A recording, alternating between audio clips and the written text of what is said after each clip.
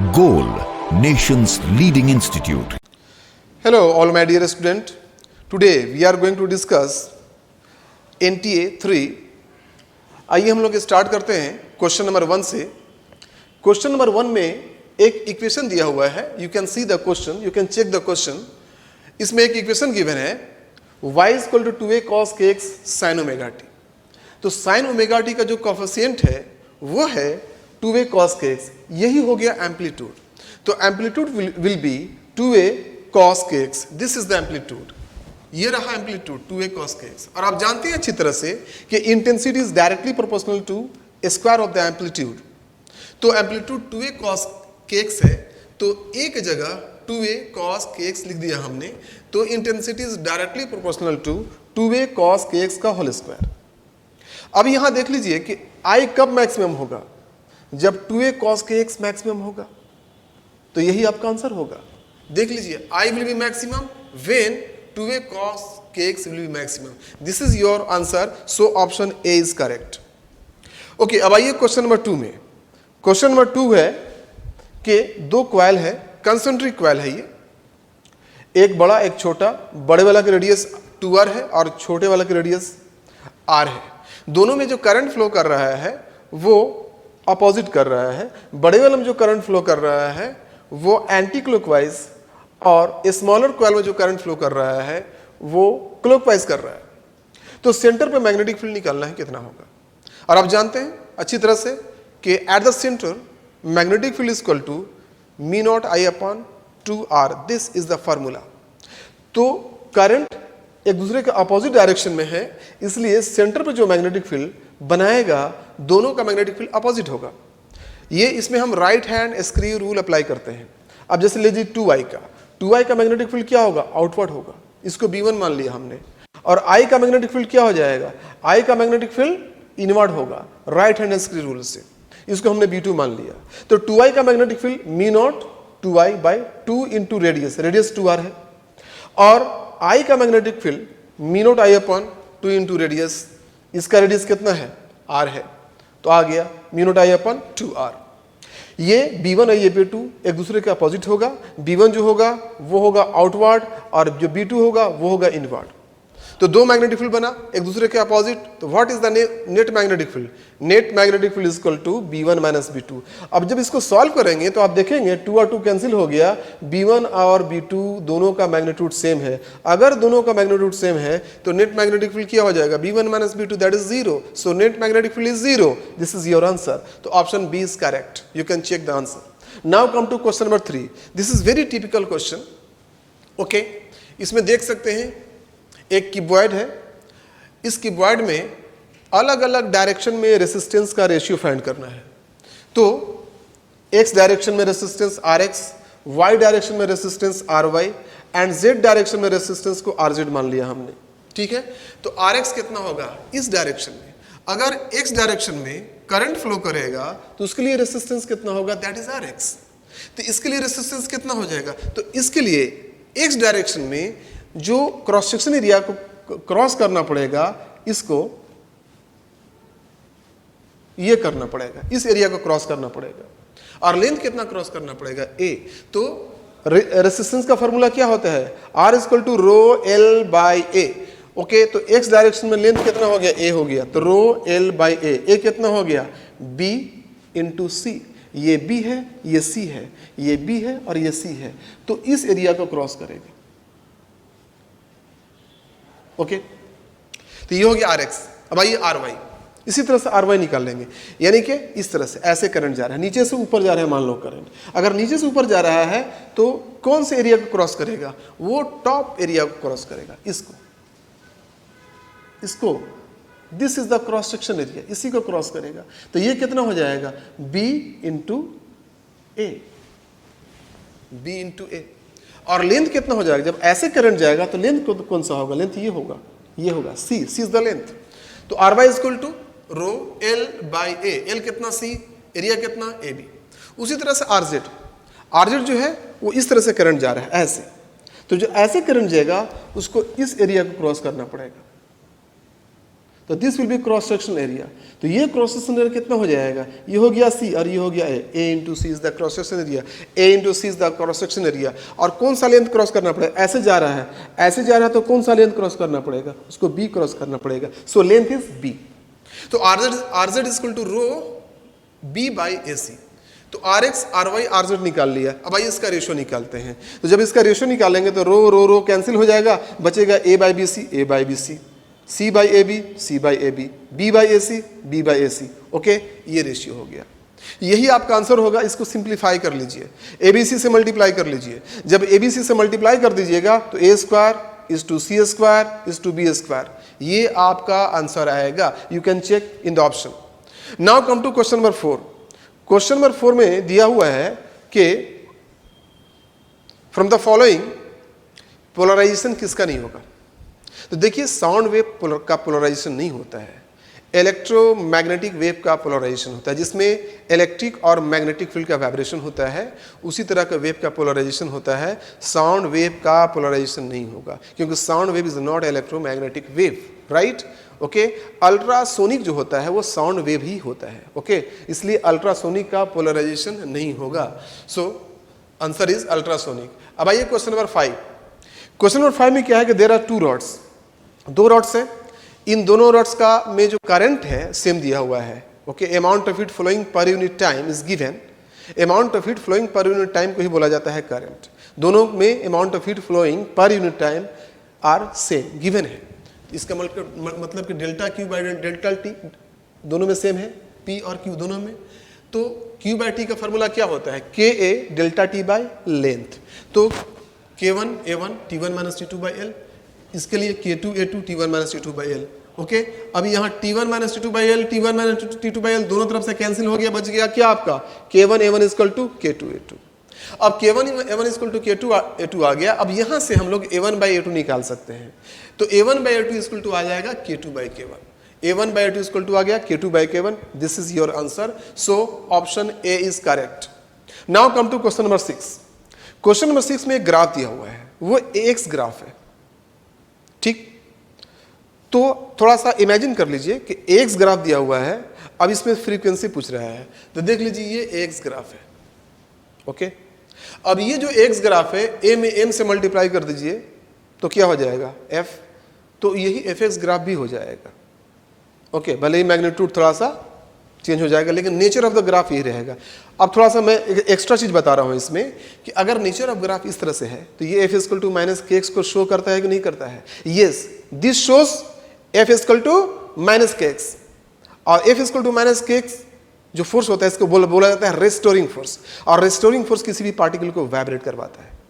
अगर restoring force किसी particle को वाइब्रेट करवाएगा तो वहां पर फ्रीक्वेंसी पूछा जाएगा।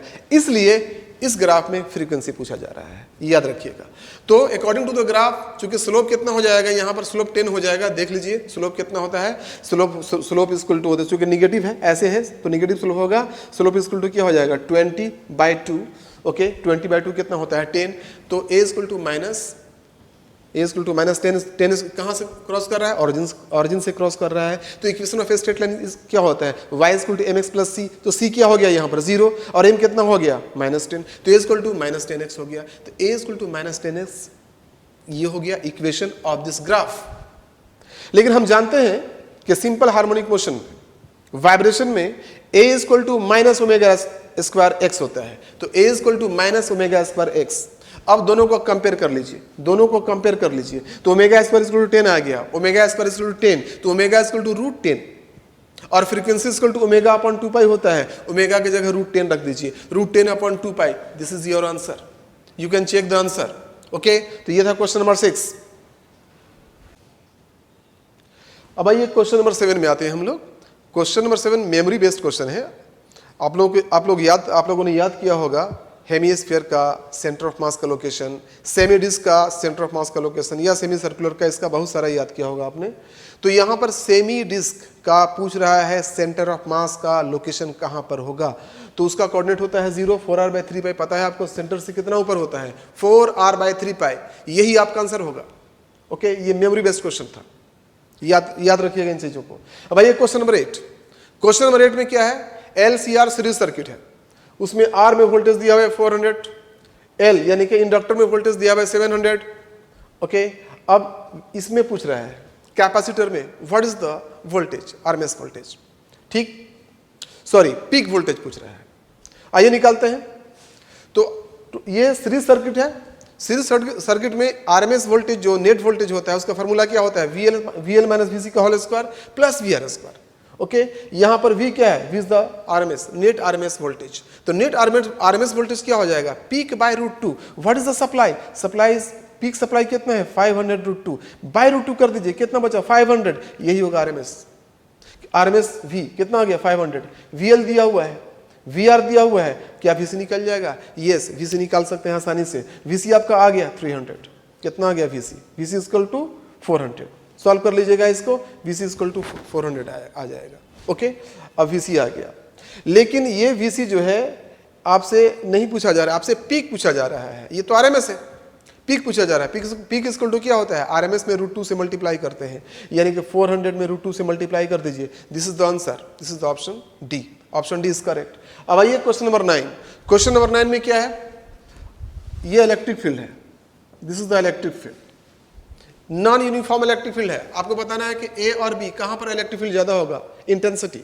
तो जहां पर आपको पता है कि electric field intensity is directly proportional to number of ये directly proportional to the density of lines of force. तो यहाँ पर डेंसिटी ज़्यादा है लाइंस ऑफ फोर्स का, और यहाँ पर डेंसिटी कम है लाइंस ऑफ फोर्स का, इसलिए पॉइंट ए पर इलेक्ट्रिक फील्ड इंटेंसिटी ज़्यादा होगा और बी पर इलेक्ट्रिक फील्ड इंटेंसिटी कम होगा।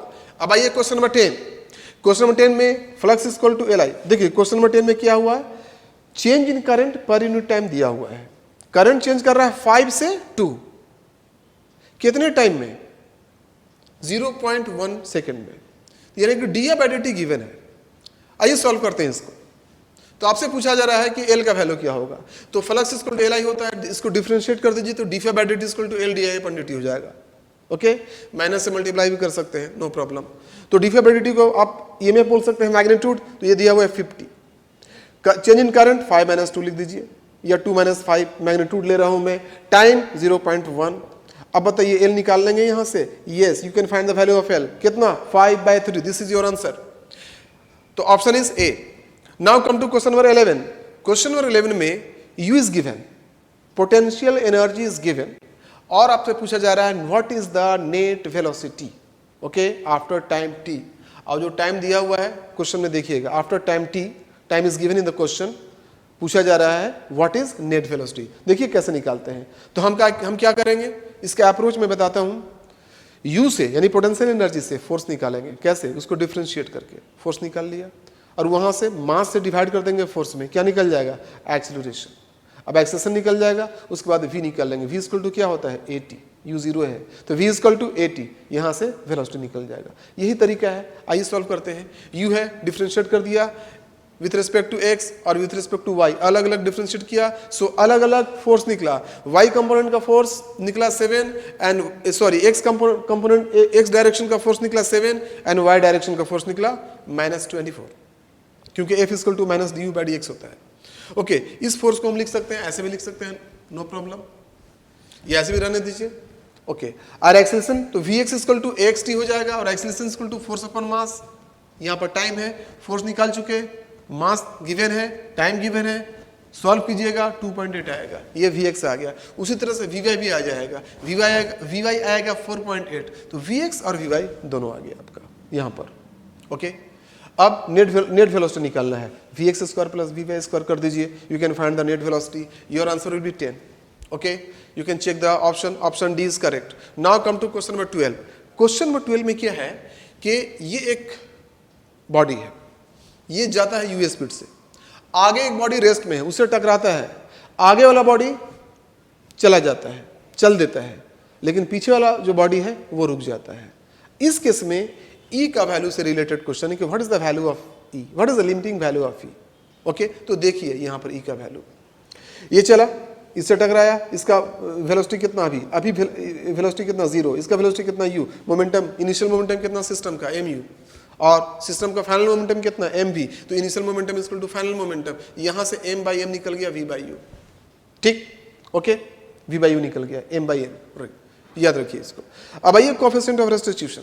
Coefficient of restitution is equal to क्या होता है? Velocity of separation upon velocity of approach. What is the velocity of separation? तो पीछे वाला बॉल रुका हुआ है, स्टॉप है, आगे वाला बॉल v स्पीड से चल रहा है, तो what is the velocity of separation? v minus 0 यानी v। वेलोसिटी ऑफ सेपरेशन कितना? v। अब आइए वेलोसिटी ऑफ अप्रोच निकालते हैं। What is the velocity of approach? Before collision पहला बॉल चल रहा है, दूसरा बॉल क्या है? रुका हुआ है, तो वेलोसिटी ऑफ अप्रोच क्या हो जाएगा? u minus 0। कितना हो गया? u। तो कोएफिशिएंट ऑफ रेस्टिट्यूशन कितना हुआ? v by u। ओके, तो देख लीजिए v by U equal to m by m भी है और v by equal to e भी है, तो इक्वल टू क्या आ जाएगा? m by m। ओके, तो e equal to m by m और e का वैल्यू क्या होता है? आइदर 1 होता है या 1 से कम होता है, 1 से ज़्यादा हो नहीं सकता। ठीक है, कोएफिशिएंट ऑफ जो रेस्टिट्यूशन है उसका value limiting value less than और इक्वल टू 1 होता है। देख लिया आपने, तो ये जो होगा यही आपका आंसर होगा, ये है option B. Option B is correct. Now ये था क्वेश्चन नंबर 12। अब आइए क्वेश्चन नंबर 13 में आते हैं हम लोग। Question number 13 is purely theoretical question. ये है मॉडर्न फिजिक्स से, फोटोइलेक्ट्रिक इफेक्ट से है ये क्वेश्चन। ये प्योरली थ्योरेटिकल है। थ्योरेटिकल इस सेंस में है कि पूछा जा रहा है कि नंबर ऑफ एमिटेड फोटोन, यानी कि जो कैथोड है यानी जो मेटल है जहां से photons, number of emitted electrons, तो नंबर ऑफ एमिटेड इलेक्ट्रॉन्स जो है वो किस पर डिपेंड करता है?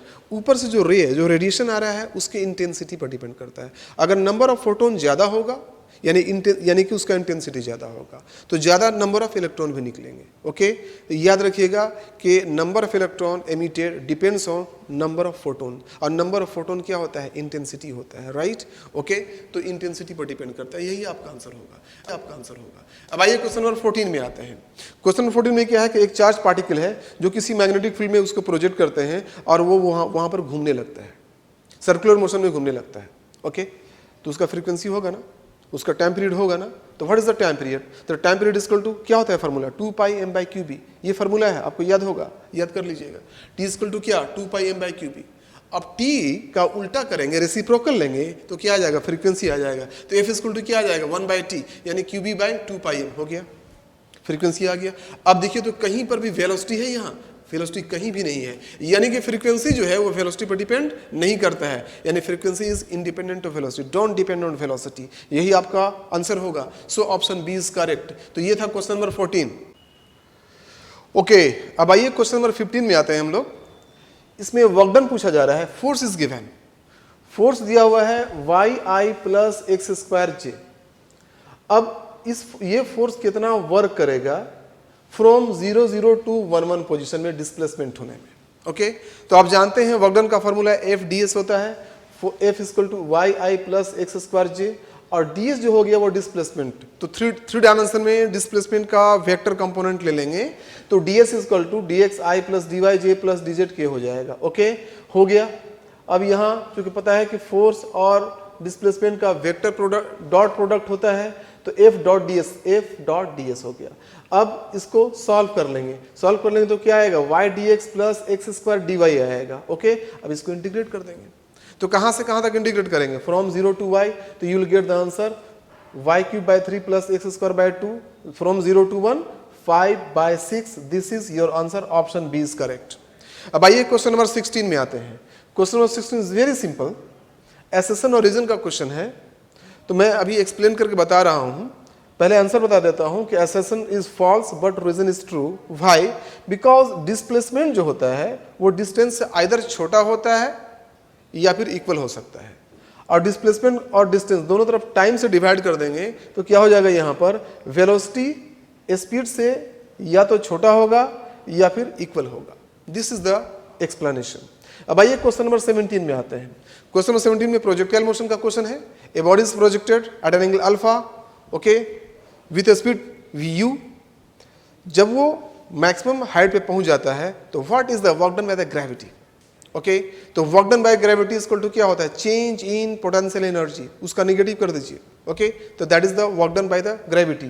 तो W equal to minus delta U हो जाएगा, और चेंज इन पोटेंशियल एनर्जी कितना हो जाएगा? mgh। mgh is the change in potential energy. अब एच क्या हो गया? Maximum height. Maximum height equal to क्या हो जाएगा? U square sine square alpha by 2g। Okay, G cancel कर दीजिए, you will get the answer. अब आइए क्वेश्चन नंबर 18 में आते हैं हम लोग। क्वेश्चन नंबर 18 जो है, इसमें पूछा जा रहा है कि एक बॉल को एच हाइट से फॉल करवाया जा रहा है, जिसको ग्राउंड पे आने में कैपिटल टी टाइम लगता है। पूछा जा रहा है कि t/3 टाइम में उसका पोजीशन क्या होगा, what is the position above the ground, यही पूछा जा रहा है, राइट। तो देख लीजिए h = ½ GT² हो जाएगा, जिस यहाँ से t निकाल लेंगे √2h/g हो जाएगा। ओके, नाउ हाइट फॉलन निकाल लेंगे पहले। Height fallen in t/3 second कितना हो जाएगा ये, suppose h' is the height fallen in t/3 second, तो h' हो जाएगा ½ g t/3 का स्क्वायर। This is h/9। यहाँ से हमने h ले लिया है, देख लीजिए ½ g t² h हो गया बाई 3, यानी कि 3 का स्क्वायर 9 हो जाएगा, तो h/9 ये आ गया h'। अब h' आ गया तो हम निकाल लेंगे position of the ball above the ground. तो position of the ball above the ground is h minus h', h minus h'। h' आया है कितना, h/9, तो क्या हो जाएगा 8h/9। This is your answer. अब आइए क्वेश्चन नंबर 19 में आते हैं। क्वेश्चन नंबर 19 देख लीजिए कि एक रिंग है, रिंग फॉर्म का व्हील है, इस पर इंपल्स दिया जा रहा है J। जब J इंपल्स दिया जा रहा है उस समय इसका वेलोसिटी V है। तो पूछा जा रहा है कि जब ये प्योर रोलिंग स्टार्ट कर देगा तो उस समय इसका वेलोसिटी क्या होगा। तो सपोज उस समय इसका वेलोसिटी हो जाता है V'। चलिए V' वेलोसिटी हो जाता है, यही V' आपको फाइंड करना है। तो मान लीजिए कि उस समय इसका एंगुलर वेलोसिटी ओमेगा है, तो ओमेगा = V'/r हो जाएगा, राइट। अब आइए हम लोग इस पोजीशन पे और इस पोजीशन पे, ये पोजीशन स्टार्टिंग का है और ये पोजीशन है व्हेन प्योर रोलिंग स्टार्ट। जब प्योर रोलिंग स्टार्ट होता है वो ये पोजीशन है। तो ये स्टार्टिंग का पोजीशन और इस पोजीशन, दोनों पोजीशन पे हम लोग एंगुलर मोमेंटम को कंजर्व कर लेंगे। Angular moment about contact point, तो initial angular momentum = final angular momentum. Initial angular momentum about this point हो जाएगा mvr, और इस ये चूंकि यहाँ पर चूंकि इंपल्स दिया गया है तो there is no angular velocity starting में केवल लीनियर वेलोसिटी है, इसलिए इनिशियल एंगुलर मोमेंटम हो जाएगा mvr, और फाइनल एंगुलर मोमेंटम जो होगा उसमें चूंकि रोलिंग मोशन हो रहा है इसलिए mvr + i⍵ हो जाएगा। लेकिन फाइनल में हमने वेलोसिटी को v' माना है, इसलिए यहाँ पर v' हो जाएगा। अब देख लीजिए i क्या है, मोमेंट ऑफ इनर्शिया, ये हो गया mr², ओमेगा = कितना है V'/r। अब यहाँ से r कैंसिल हो गया, देख लीजिए 2mv'r आ गया। तो 2mvr को 2mv'r से इक्वेट कर देंगे तो v' मिल जाएगा, v' मिल जाएगा आपका v/2। अब v = क्या है, ध्यान से देख लीजिएगा, v = इम्पल्स अपॉन मास होता है। आपको पता है मास को इधर ले जाइए तो mv = इम्पल्स, इम्पल्स = क्या होता है, change in momentum, impulse = change in momentum, यानी कि mv = j, तो v = j/m, तो v = j/m। यहाँ पर v' पूछा जा रहा है, तो v' आया है v/2, तो हो जाएगा j/2m। This is answer, option B is correct. Question number 18 का ऑप्शन बी और क्वेश्चन नंबर 19 का भी ऑप्शन बी करेक्ट है। अब आइए क्वेश्चन नंबर 20 देखते हैं हम लोग। क्वेश्चन नंबर 20 में टाइम को पूछा जा रहा है in terms of speed of light, gravitational constant and Planck constant. तो हम क्या करेंगे, सबका लिख देंगे यहाँ पर डायमेंशनल फार्मूला। तो हमने सबका डायमेंशनल फार्मूला लिख दिया है यहाँ पर, देख लीजिए, C का डायमेंशनल फार्मूला, G का डायमेंशनल फार्मूला, H का डायमेंशनल फार्मूला हमने लिख दिया। उसके बाद अरेंज कर दे, ऊपर में पावर में x y z लिख दिया। ये होता है dimensional analysis, this is the method, आपने पढ़ा होगा यूनिट एंड डायमेंशन में, उसी मेथड से हम इसको कर रहे हैं। अब यहाँ पर अरेंज कर दीजिए, m l t का पावर कोशिएंट को अरेंज कर दीजिए। तो m का पावर आया -y + z, l का पावर आया x + 3y + 2z, t का पावर आया -x - 2y - z। ओके, अब इस सारे पावर को इधर कॉरस्पॉन्डिंग पावर से इक्वेट कर दीजिए। तो -y + z = 0 आया, x + 3y + 2z = 0 आया, -x - 2y - z = 1 आया। अब ये तीन इक्वेशन है, 1 2 3, ये जो तीन इक्वेशन है, with the help of this three equation you can find the value of x, y and z। देख लीजिए, x आ जाएगा -5/2, y जाएगा ½ एंड z आ जाएगा ½। ये तीनों वैल्यू को यहाँ पर x, y, z के जगह पर रख दीजिए, you can get the answer, और आंसर फाइंड आउट कर लीजिए। अब आइए क्वेश्चन नंबर 21। क्वेश्चन नंबर 21 में क्या है कि एक सिलेंडर है जिसका ए बी सी ये 3 फेस है। ओके, तो ये तीनों ए बी सी ये जो है 2 फेस है, 2 साइड ये फेस, और जो बी है वो कर्व सरफेस है। B is the curve surface of the cylinder. Okay, तो बी में फ्लक्स दिया हुआ है फाई, तो पूछ रहा है कि ए में फ्लक्स कितना होगा। तो आपको पता है जितना ए में फ्लक्स होगा उतना ही सी में फ्लक्स होगा, क्योंकि ए और सी क्या है, एक दूसरे के अपोजिट है। टोटल फ्लक्स कितना होता है? Total flux Q by epsilon naught होता है, मालूम है आपको टोटल फ्लक्स। तो टोटल फ्लक्स क्या हो जाएगा? Flux through A plus flux through B plus flux through C, this is the total flux. तो phi A plus phi B plus phi C equal to कितना हो जाएगा? Q by epsilon naught. चूंकि मैंने बोला कि ए और सी के फ्लक्स सेम होगा, यानी फाई ए और फाई सी सेम होगा, तो फाई ए और फाई सी को ऐड कर देंगे तो 2 फाई ए आ जाएगा। तो 2 phi A plus phi B equal to Q by epsilon naught. अब यहाँ से निकाल लेंगे हम लोग। अब यहाँ से निकलेगा 2 phi A equal to phi B को उधर ले जाइए तो Q by epsilon naught minus phi B निकल गया, but phi B is given phi, phi B is given phi, तो Q by epsilon naught minus five आ जाएगा, फाई आ जाएगा। अब यहाँ से फाई ए निकल गया, तो phi A equal to half Q by epsilon naught minus five. देख लीजिएगा, this is your answer. Option D is correct. अब आइए क्वेश्चन नंबर 22। क्वेश्चन नंबर 22 में ऑक्सीजन और हाइड्रोजन का आरएमएस स्पीड का रेशियो पूछा जा रहा है, रूट मीन स्क्वायर स्पीड का रेशियो पूछा जा रहा है। तो वी आरएमएस का फॉर्मूला क्या होता है? Y R T by M होता है, यानी कि आरएमएस स्पीड जो होता है वो inversely proportional to root of molecular mass होता है। तो यहाँ पर क्या हो जाएगा? आरएमएस स्पीड का जो रेशियो हो जाएगा वो O2 by H2 equal to, इधर मास का हो जाएगा H2 बाई O2 हो जाएगा, रेसिप्रोकल होता है। तो यहाँ पर हाइड्रोजन का वैल्यू रख दिया, यहाँ पर ऑक्सीजन का वैल्यू रख दिया। कितना आंसर आया आपका? 1/4 is the right answer. Okay, you can check the option. अब आइए क्वेश्चन नंबर 23 में आते हैं। क्वेश्चन नंबर 23 में एक एडियाबैटिक प्रोसेस दिया हुआ है।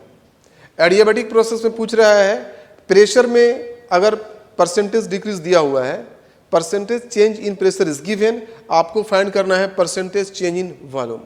तो देख लीजिए पीवी गामा दिया हुआ है 3/2, PV power 3/2 equal to constant होता है। This is the adiabatic equation.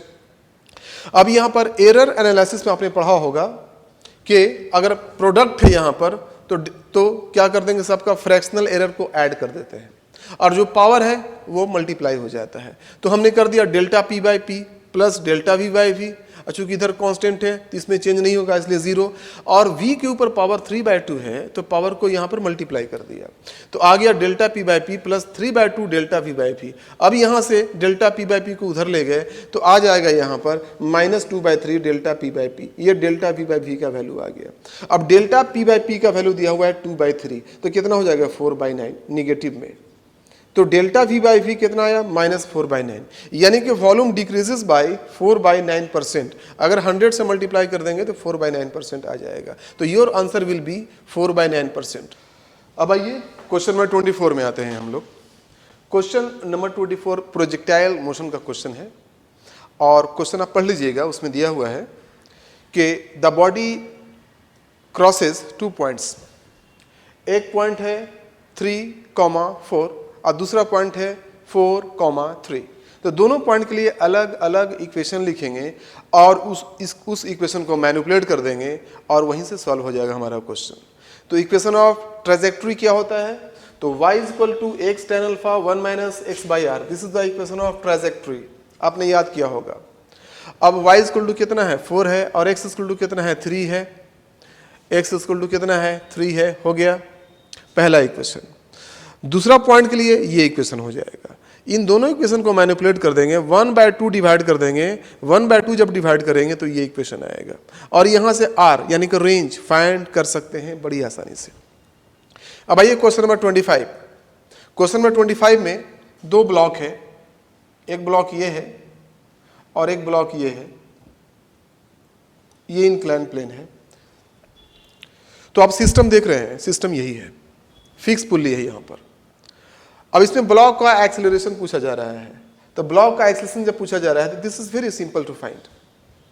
देख लीजिए, ये 7.5 kg का है तो 7.5 kg नीचे काम करेगा, ये 10 kg का है तो 10g sin थीटा इधर काम करेगा। टेंशन को मान लीजिए t, तो इसका इक्वेशन लिखिए, उसके बाद इसका इक्वेशन लिखिए, दोनों इक्वेशन को मैनिपुलेट कर लीजिए, you can get the answer. तो इसका इक्वेशन क्या हो जाएगा, ऐसे इधर एक्सेलरेशन ले लीजिए, ऐसे ऐसे एक्सेलरेशन होगा, तो t माइनस 10g sin 30 इस पे net force, t minus 10g sin 30 net force equal to mass into acceleration. Same equation इसके लिए नीचे आ रहा है, 7.5g ग्रेटर होगा, t स्मॉलर होगा, 7.5g minus t, 7.5g minus t, ये हो गया net force equal to mass into acceleration, ये हो गया इक्वेशन 2। इक्वेशन 1 और 2 इसको सॉल्व कर लीजिए, आपका आंसर आएगा a इक्वल टू g/7। इसको सॉल्व कर लेंगे कैसे, दोनों इक्वेशन को ऐड कर दीजिए, दोनों इक्वेशन को ऐड कीजिएगा, टी कैंसिल हो जाएगा, a निकल जाएगा। अब आइए क्वेश्चन नंबर 26। क्वेश्चन नंबर 26 में ये क्वेश्चन है टेंजेंट गैल्वेनोमीटर का। इसमें क्या होता है, b equal to BH tan theta होता है, पता है आपको अच्छी तरह से। b is the magnetic field, BH is the horizontal component of the magnetic field. Okay, तो b equal to BH tan theta होता है, पता है आपको अच्छी तरह से। तो यहाँ पर b कितना होता है, मी नॉट NI/2R होता है b, उसके सेंटर पे mu naught NI/2R equal to BH tan theta. तो n जो है वो थीटा पर tan थीटा पर डिपेंड कर रहा है, यानी कि n is directly proportional to tan theta. So n1/n2 equal to tan 60/tan 45 angle दिया हुआ है क्वेश्चन में, n1/n2 equal to tan 60/tan 45, इसका आ जाएगा, सॉल्व कर लीजिएगा, √3 आएगा। तो √3 is the answer. So your option is D. अब आइए क्वेश्चन नंबर 27। क्वेश्चन नंबर 27 में क्या है कि एक मीडियम है, देख लीजिए, नीचे वाला जो मीडियम है वो डेंसर है, जो ऊपर वाला मीडियम है वो कम डेंसर है। n1 is greater than n2। अब क्या होगा, तो जाहिर है when light travels in a denser medium there is TIR, there may be TIR, total internal reflection होने का चांस है। तो यहाँ पर टोटल इंटरनल रिफ्लेक्शन हो जाएगा। चलिए, हो रहा है, क्वेश्चन में दिया हुआ है कि हो रहा है। अगर n2 को घटा दिया जाए, इसको घटा दिया जाए n2, यानी कि जो ऊपर वाला मीडियम है उसका और लाइट किया जाए, डेंसिटी को कम कर दिया जाए, ओके, यानी कि उसका रिफ्रैक्टिव इंडेक्स को कम कर दिया जाए, तो क्या टोटल इंटरनल रिफ्लेक्शन होता रहेगा या नहीं होगा? आइए इसी को देखते हैं। तो आपको पता है कि sign c equal to 1/n होता है, n इक्वल टू क्या होता है, n1/n2, तो n2 ऊपर चला जाएगा, n2/n1, तो sign c equal to n2/n1 आया। अब n2 को अगर घटाएंगे तो c घटेगा फॉर TIR, ठीक है, यानी कि अगर n2 को घटा देंगे तो यानी कि कम एंगल पे ही TIR हो जाएगा। तो जब कम एंगल पे TIR यानी कि C घटेगा, यानी कि कम एंगल चाहिए, एंगल ऑफ इंसिडेंस कम चाहिए इसके लिए, TIR के लिए। तो कम एंगल पे अगर TIR हो जाएगा तो यहाँ तो एंगल वैसे भी ज़्यादा, ठीक है, इससे कम पे जब हो जाएगा तो इतना में तो हो ही जाएगा, ओके, राइट। इसका मतलब कि TIR होता रहेगा, ये चीज ध्यान दीजिए। तो ये है option B. Now come to question number 28। This is very simple. ये आप सर्किट देख रहे हैं, यहाँ पर 3 और 3 क्या है, सीरीज में है, 3 3 6 हो गया। ये दोनों का जो कॉम्बिनेशन है, इन दोनों का जो कॉम्बिनेशन है वो इसके पैरेलल में हो जाएगा। तो 3 3 क्या हो जाएगा, 6 हो जाएगा। 6 जो है 3 के कॉम्बिनेशन में आ जाएगा, तो 6 जो है 3 के पैरेलल में आ जाएगा। तो 6 और 3 का कितना होता है नेट रेसिस्टेंस, 6 × 3/6 + 3 यानी कि 2 हो जाता है। तो नेट रेसिस्टेंस कितना हो गया, 2 हो गया। तो नेट रेसिस्टेंस इज 2। तो करंट पूछ रहे हैं, what is the current? Current is equal to voltage upon resistance, यानी कि 3/2। Answer is 1.5। ओके, तो you can find the value I। Current निकल गया। अब आइए क्वेश्चन नंबर 29 में आते हैं। क्वेश्चन नंबर 29 में बहुत सिंपल सा है, एनर्जी पर यूनिट वॉल्यूम पूछ रहा है। तो एनर्जी पर यूनिट वॉल्यूम क्या होता है, किसमें, एक वायर में, ओके। तो कितना होता है, half into stress into strain, half into stress into strain. अब स्ट्रेस को आप लिख सकते हैं y इंटू स्ट्रेन, तो क्या हो जाएगा, half into y into strain square. Strain square को क्या लिख सकते हैं, स्ट्रेन क्या होता है, ΔL/L, तो क्या हो जाएगा, half into y into ΔL/L के स्क्वायर हो जाएगा। हो गया। अब ΔL दिया हुआ है कि 1% ऑफ L है, यानी कि L/100। तो ΔL गिवन L/100 है इन द क्वेश्चन। तो ΔL की जगह पे L/100 लिख दिया, L कैंसिल हो जाएगा, 1/100 का स्क्वायर हो गया। और Y दिया हुआ है 2 × 10⁻10। इसको सॉल्व कर लीजिए, you can get the value 10⁻6 joule per metre cube. This is the answer. Option A is correct, option A is correct. Now come to question number 30। Question number 30 क्या है, लेंथ को पूछ रहा है Planck constant, speed of light and gravitational constant के term में। यानी length is asking in terms of Planck constant, speed of light and universal gravitational constant. तो with the help of dimensional analysis we can find it. कैसे find करते हैं, तो H का ये रहा डायमेंशन, सी का रहा डायमेंशन फार्मूला, ये जी का रहा डायमेंशन फार्मूला, ये तीनों का डायमेंशन फार्मूला लिख दिया। अब यहाँ से A B and C find कर लिया। तो ए बी सी फाइंड किया, ए का वैल्यू आया हाफ, सी का वैल्यू आया हाफ, बी का वैल्यू आया -3/2। ओके, तो ये कैसे फाइंड करते हैं, you can check the previous question मैंने पिछले क्वेश्चन में इसको किया हुआ है, सेम ये किया हुआ है पिछले क्वेश्चन में, वहां पर एल नहीं वहां पर टी पूछ रहा था, प्रोसेस बताया था, वही प्रोसेस यहां पर अप्लाई कर देंगे तो आप ए बी सी फाइंड कर सकते हैं। ए बी सी का वैल्यू फाइंड कर लिया तो यहां पर ए बी सी का वैल्यू पुट कर दीजिए, you can get the answer. Okay, इधर क्वेश्चन नंबर 30। तो अब हम लोग आते हैं क्वेश्चन नंबर 31 में। क्वेश्चन नंबर 31 ये काइनेमैटिक्स का क्वेश्चन है। ए बॉल इज प्रोजेक्टेड और उसको वापस लौटने में 4 सेकंड लग रहा है। इसका मतलब ये हुआ कि 2 सेकंड जाने में और 2 सेकंड आने में लगेगा। तो what is the initial velocity? तो 2 सेकंड जाने में जो लगेगा उसी को यूज कर लेंगे, अपवर्ड मोशन को यूज करेंगे। तो यहाँ पर final velocity 0, initial velocity u जो निकालना है, जाने में कितना टाइम लगा 2 सेकेंड, तो v equal to U minus G T, चलिए u आ गया 20, यही आपका आंसर हो गया, ऑप्शन डी इज करेक्ट। अब आइए क्वेश्चन नंबर 32। इसमें केपलर्स लॉ आपको याद होगा, dA by dt equal to constant, पता होगा आपको Kepler's law, areal velocity is constant. ये डायरेक्टली केपलर लॉ से क्वेश्चन पूछा गया है। तो एरियल वेलोसिटी इज कांस्टेंट यानी dA by dt equal to constant, यही आपका आंसर होगा। Now come to question number 33।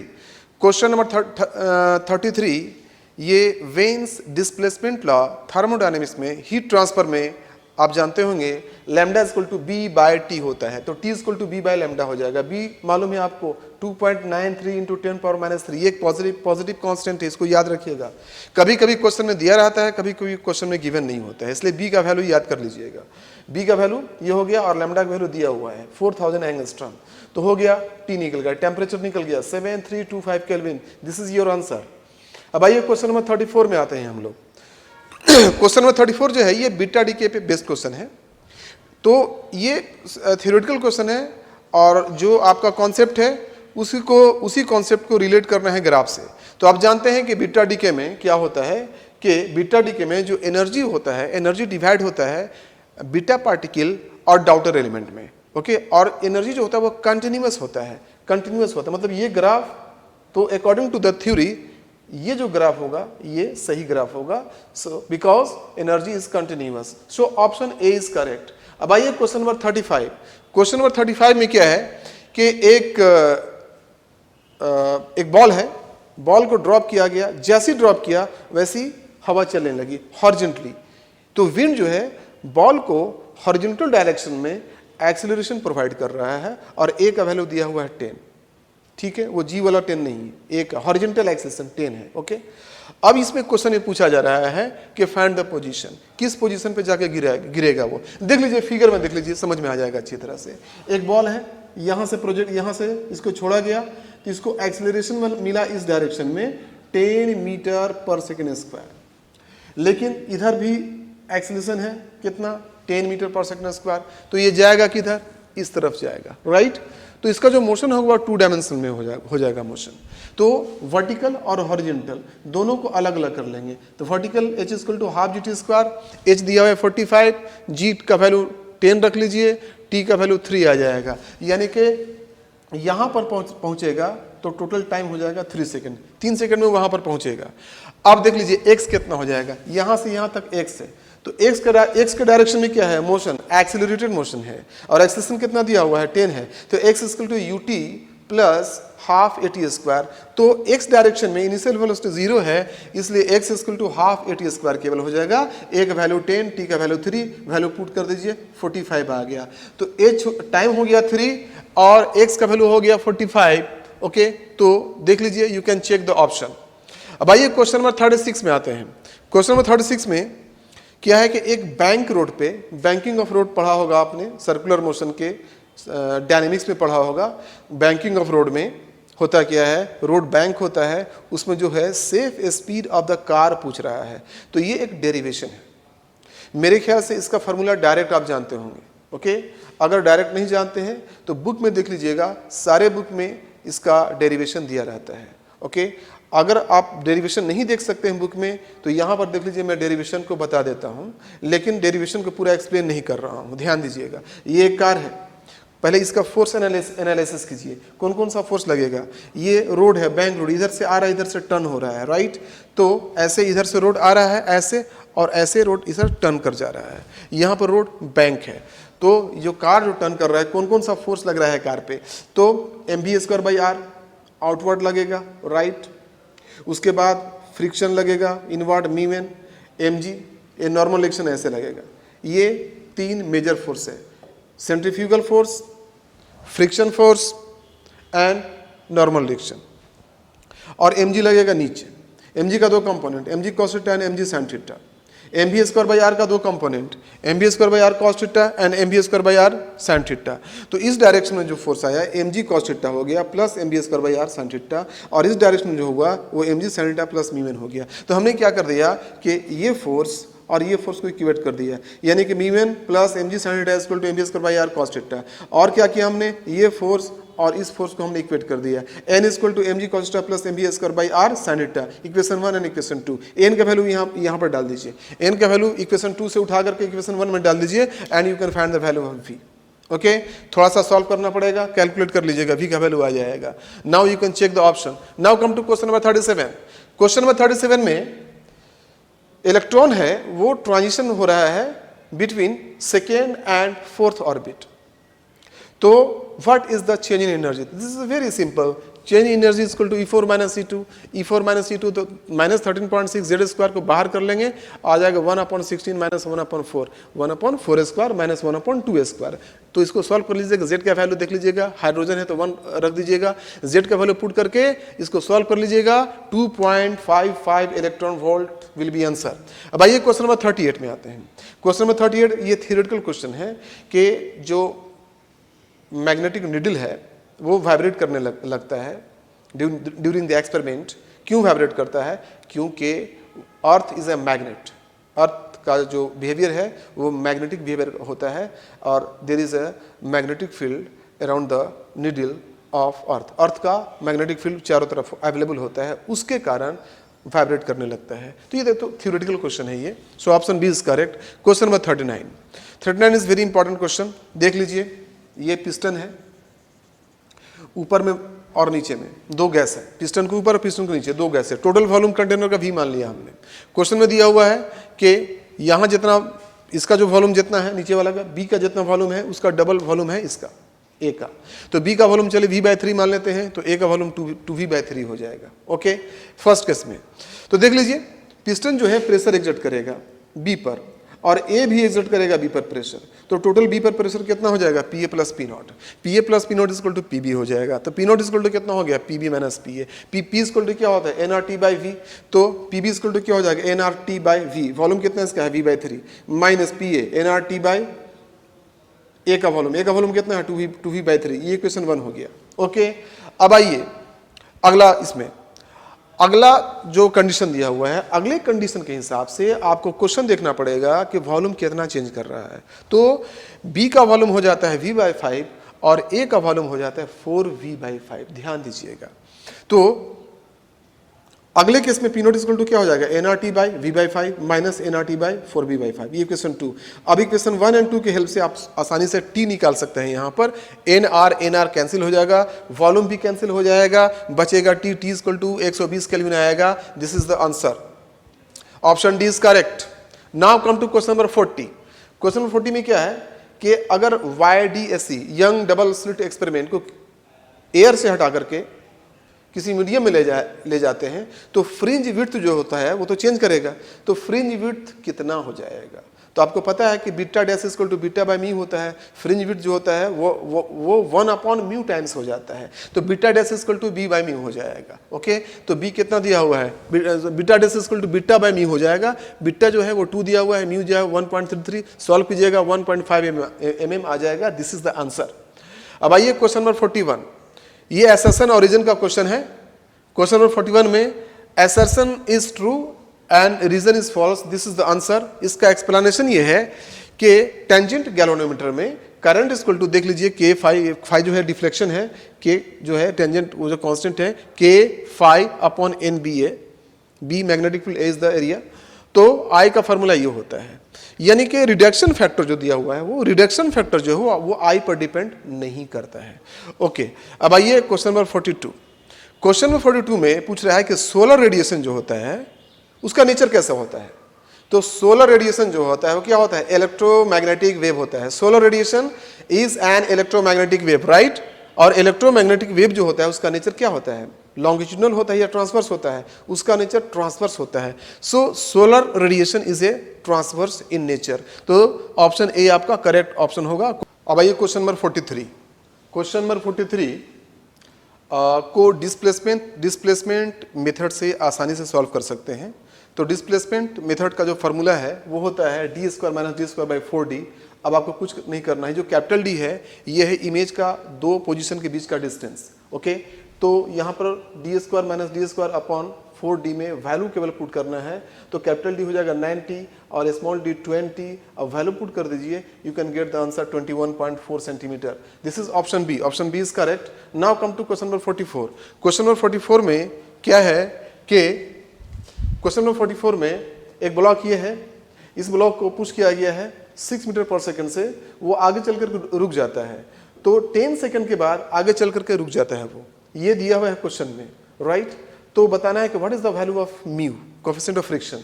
तो फ्रिक्शन कितना एक्सेलरेशन, कितना डी एक्सेलरेशन प्रोड्यूस करेगा, force upon mass F by M. F कितना हो गया mu M G by M, M cancel, कितना बचेगा म्यू जी। ये this is the retardation produced by the friction, okay. अब आइए फाइनल वेलोसिटी कितना है, 0 है। अगर फाइनल वेलोसिटी 0 है तो v equal to u minus at। तो v कितना हो गया 0, u कितना हो गया 6 माइनस a। एक्सेलरेशन कितना निकाला हमने म्यू जी, इंटू टाइम कितना 10 दिया हुआ है, यहाँ से म्यू निकाल लीजिए। तो म्यू का वैल्यू हो जाएगा 0.06। This is the answer, okay. अब आइए क्वेश्चन नंबर 45। क्वेश्चन नंबर 45 में पेंडुलम जो है, पेंडुलम क्लॉक में है, उसमें लॉस और गेन ऑफ टाइम पूछा जा रहा है। Loss of gain of time जो होता है टेम्परेचर बढ़ने या घटने से देयर इज लॉस और गेन ऑफ टाइम, उसमें एरर आ जाता है। तो जानते हैं आप पेंडुलम क्लॉक का फॉर्मूला होता है t = 2 pi root under L by G, t is the time period, okay. अब इसको एरर एनालिसिस पे रख दीजिए तो क्या हो जाएगा, फ्रैक्शनल चेंज कितना हो जाएगा, delta t by T equal to half delta L by L. क्योंकि L के ऊपर पावर क्या है, रूट है, 1/2 है, तो 1/2 पावर इधर आ जाएगा। g कांस्टेंट है, इसको छोड़ दीजिए, 2 पाई कांस्टेंट है, इसको छोड़ दीजिए, बचेगा क्या, delta L by L. Power को मल्टीप्लाई कर दीजिए, हो गया, ओके। डेल्टा L जो हुआ वो चेंज इन लेंथ हुआ। Change in length equal to क्या होता है, alpha into L into delta theta होता है। यहाँ पर डेल्टा थीटा जो है वो है चेंज इन टेम्परेचर। यहाँ पर डेल्टा थीटा इसलिए लिया हमने क्योंकि यहाँ पर टाइम कैपिटल टी को जो है वो टाइम ले लिया था, इसलिए टेम्परेचर चेंज को हम ले रहे हैं थीटा, ओके। अब यहाँ से एल और एल कैंसिल हो गया, बचा half alpha into delta theta. ये हो गया डेल्टा टी बाई टी। तो डेल्टा टी कितना आया, टी को उधर मल्टीप्लाई कर दीजिए, तो T into half into alpha into delta theta आ गया, हो गया। अब केवल वैल्यू पुट कर दीजिए। टाइम कितना है, एक दिन का, पूरा फुल डे का टाइम रखिए, 24 आवर्स होता है। इसको मिनट में कन्वर्ट कीजिए, 60 से मल्टीप्लाई कीजिए, इसको सेकंड में कन्वर्ट कीजिए, अगेन 60 से मल्टीप्लाई कर दीजिए। तो ये पूरा एक दिन जो है 60 से ये सेकंड में कन्वर्ट हो गया। अब ये हो गया हाफ, फिर ये अल्फा का वैल्यू दिया हुआ है 12 इंटू 10⁻⁶। Change in temperature 40-20। सारा डेटा मैंने यहाँ पर पुट कर दिया। Now you can calculate it. After calculation you will get the value 10.3 second per day, okay. This is the change in time. तो you can check the option which option is correct. तो answer is 10.3 second per day. ये था question number 45। तो my dear student, we have completed all the questions. I think you will get benefited. Thank you very much.